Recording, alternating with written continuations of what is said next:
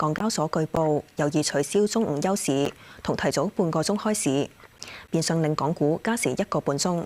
梁天晴報導。正當美國兩大交易所部署近乎24小時全天候股市交易之際，據報港交所亦有意加時。彭博引述消息指，港交所近日向本港主要證券同金融機構提出加時嘅諗法，包括建議取消中午食飯休市嘅1個鐘，以及提早半個鐘喺9點開市，變相額外加時1個半鐘，令全日港股交易時段由現時嘅5個半鐘增加至7個鐘。有業界認為加時對帶動港股成交影響有限。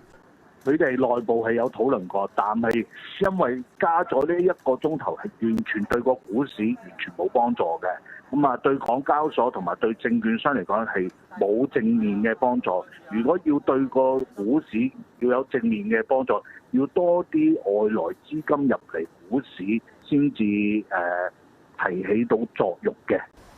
港交所發言人回應話，目前正研究包括延長交易時段在內嘅多項提升市場便利措施，而有關優化現貨市場交易時間嘅建議仍處於非常早期嘅探討階段，任何調整均需審慎評估對市場嘅影響，並綜合考慮市場各方嘅意見，以及互聯互通機制嘅安排。發言人補充，港交所會定期探討各種優化市場安排，以提升香港作為國際金融中心嘅競爭力。當前首要工作係研究延長衍生產品市場交易時段，但最終係唔係落實，有待收集市場意見，以及取得監管機構批准。有線新聞梁天晴報導。港交所據報有意取消中午休市同埋提早半個鐘開市，變相令到港股加時個半鐘。梁天晴報導。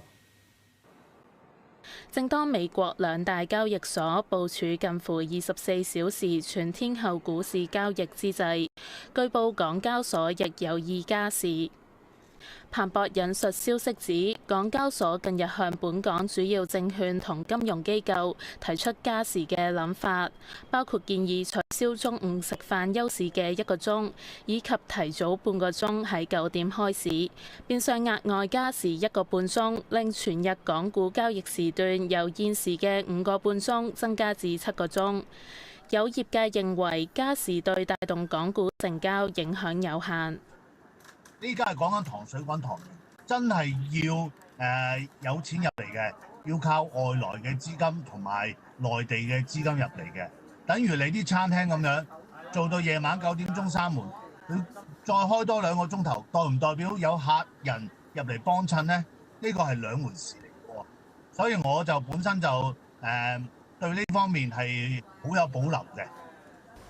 港交所發言人回應話，目前正研究包括延長交易時段在內嘅多項提升市場便利措施，而有關優化現貨市場交易時間嘅建議仍處於非常早期嘅探討階段，任何調整均需審慎評估對市場嘅影響，並綜合考慮市場各方嘅意見，以及互聯互通機制嘅安排。